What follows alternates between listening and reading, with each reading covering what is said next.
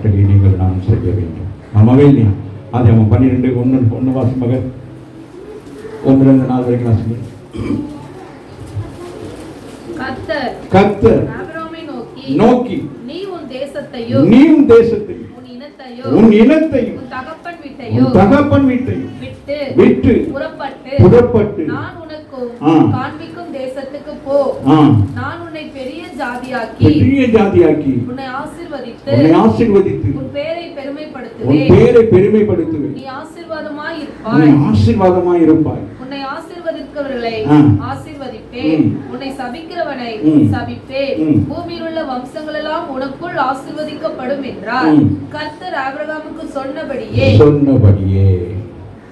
என்னதுமா சொன்னபடியே. அன்றைக்கு ஆபிரகாம் நான் வரமாட்டேன் ஆண்டவரே அப்படின்ற இன்னைக்கு நம்மளும் எங்க உட்கார்ந்துருப்போம். புரிகிறதா? வாசிங்க மக முதல்ல இருந்து. கர்த்தர் ஆபிரகாமை நோக்கி நீ உன் தேசத்தையோ முதலாவது என்ன செய்யணும்? உன் ஊர், உன் சுபாவம், உன் எண்ணம், உன் இனம், இது எங்க சொந்தக்காரவங்க, எங்க ஜாதிக்காரவங்க, உங்களோட தான் நான் இருப்பேன். சொந்தக்காரங்க உறவுகள் இதையே நினைச்சுக்கிட்டு ஆமே சிஸ்டர் வாங்க சிஸ்டர் ஞானசனம் இருந்து எங்க வீட்டுல கேட்கணும் அது சரி இது சரி சொல்லி நம்ம என்ன செய்யணும்? சாக்கு போக்கு சொல்லிக்கிட்டு இருக்கோமா? ஆண்டவர் சொல்றாரு அந்த விட்டு போறது இல்லை. கல்யாணம் முடிச்சாலும் தகப்பன் வீட்டிலேயே செத்து கிடக்கிறது. அங்க அவர் அங்கேயே போறது, அங்கேயே போன் பண்றது, அங்கேயே கேட்கறது. இப்படி இருக்கு, அங்க மழை வருதா, அங்கே வெயில் அடிக்குதா, அது வருதா இது வருதான்னு சொல்லி அப்படியே குடும்பம் உறவு அப்படியே அதுக்குள்ளே கிடக்கிறது. ஆமாவே இல்லையா? ஆமா, அந்த காலையில் நமக்கு அப்படிதான் சொல்றாரு ஆண்டவர். சில பேர் அப்படியே தான் இருக்கிறது. வீட்டையே பிடிச்சிக்கிட்டு கிடக்கிறது, ஏதாச்சும் ஒன்று பிடிச்சிக்கிட்டு என்ன செய்யறது கிடக்கிறது. அதனால ஆண்டவர் சொல்றாரு இது உங்களுக்கு ஒரு இதை கட்டளையாய் கொடுக்குறாரா. அது வாசி மக கட்டளையை வாசி பார்ப்போம். இன்னும் ஒண்ணு இல்லை, நல்ல சொல்லு. ஒண்ணு இல்லை, ஆபிரகாமை நோக்கி சொல்லு.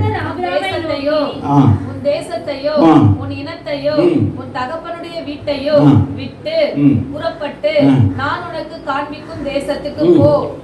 அவ்வளவுதான் அப்படிங்கிறாரு. ஆமா இல்லையா? உட்கார்ந்து இருக்கிறான். ஆண்டவர் சொல்றாரு என்ன செய்யணும்? ஒரு கூட்ட ஜனத்தை நான் ஆசீர்வதிக்க போகிறேன். நான் ஒரு பெரிய ஒரு என்னது ஒரு ப்ரோசஸ் இருக்கிறது, ஒரு பிளானிங் ஒன்று வச்சிருக்கிறேன். ஆமாவே இல்லையா? அப்ப அந்த பிளானிங்ல யாரெல்லாம் இருந்திருப்பாங்க? ஞானம் உள்ளவர்களாக தான் சொல்ல முடியும். அந்த அந்த ஆண்டவர் இப்படி ஒரு ப்ரோசஸ் செய்ய போறேங்க நேரம் யாரெல்லாம் இருந்திருப்போம்?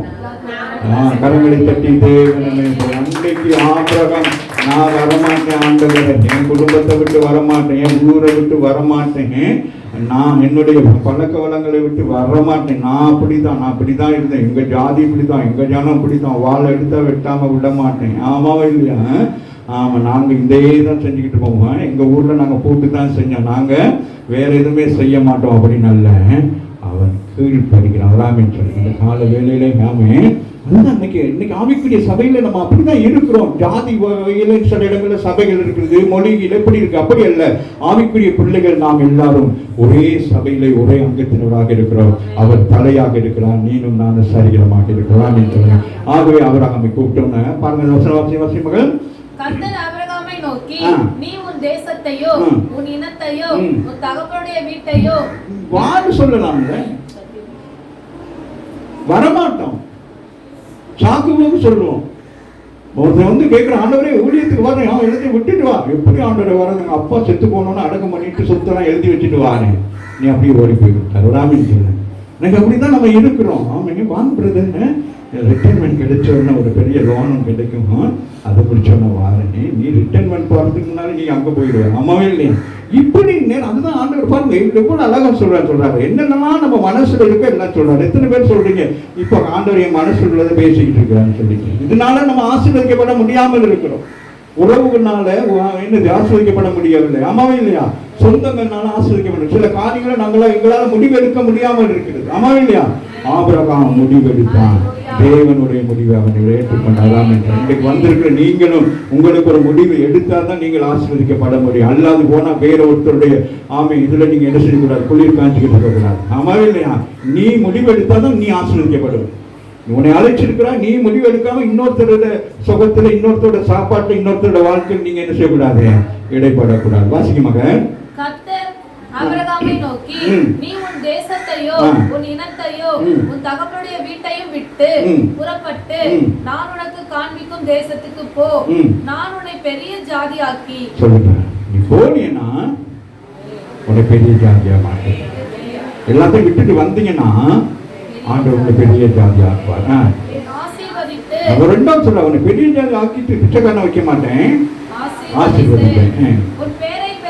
அடுத்து சொல்றாரு, உன் பேர் எப்படி இருக்கணும்?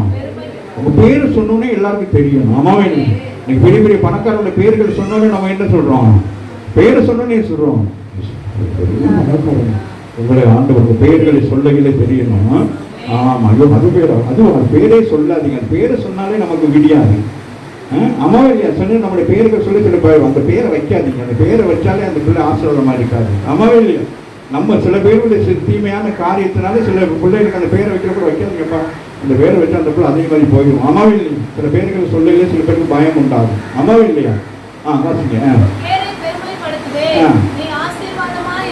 நீ சொல்லுங்க, நான் ஆசீர்வாதமாக எப்பொழுது அவர் அழைக்கிற பொழுது. ஆமே, மறு உத்தரவு கொடுத்து அங்கே நின்று கொண்டிருக்காம பேக்க எடுத்துக்கிட்டு என்ன செஞ்சிடணும்? அவரோடு கூட வரணும். அவர் காட்டுகிற தேசம் ஆமே உங்களுக்கு என்று ஆயத்தப்பட்ட தேசம். ஆமாவே இல்லையா? ஆகவே அந்த தேசம் தான் இன்னை வரைக்கும் ஆசீர்வாதமாக இருக்கிறது. ஆமாவே இல்லையா? அங்க எல்லாமே ஆசீர்வாதமா இருக்கு. வாசி மகள், நீங்க எப்படி என்ன ஆசீர்வாதம் வந்திருக்கீங்க? அங்கேயே இருந்தா எப்படி இருப்பீங்க? அதே தான், தேங்காவை உரிச்சுக்கிட்டு அங்கேயே உட்கார்ந்து இருக்க வேண்டியதுதான்.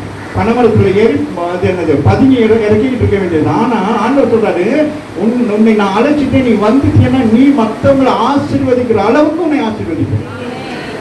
நீ மற்றவங்களை கை நீட்டி நிக்கிறதுக்கு அல்ல, என்னுடைய ஆசீர்வாதத்தை என்ன செய்வேன்? நான் உங்களுக்கு கொடுக்க போகிறேன். ஆகவே என்ன செய்யணும்?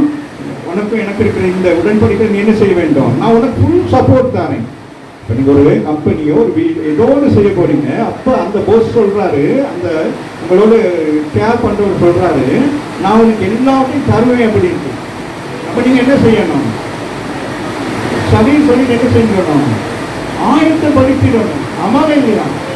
ஃபோன் பண்ண போவோம், எனக்கு தான் சந்தேகமா இருக்கு அப்படி நம்ம நினைச்சுக்கிட்டு இருந்தோம்னா நம்மளுடைய சந்தேகமே நம்மளை கொண்டுடும். அம்மாவே இல்லையா?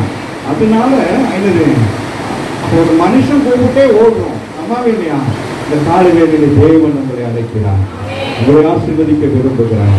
நீங்க இருக்கிற இடத்துக்கு வெளியிலே வருகிற பொழுது கர்த்தர் உங்களை ஆசீர்வதித்து உயர்த்துகிறவராக இருக்கிறார். கரங்களை பற்றி தேவனை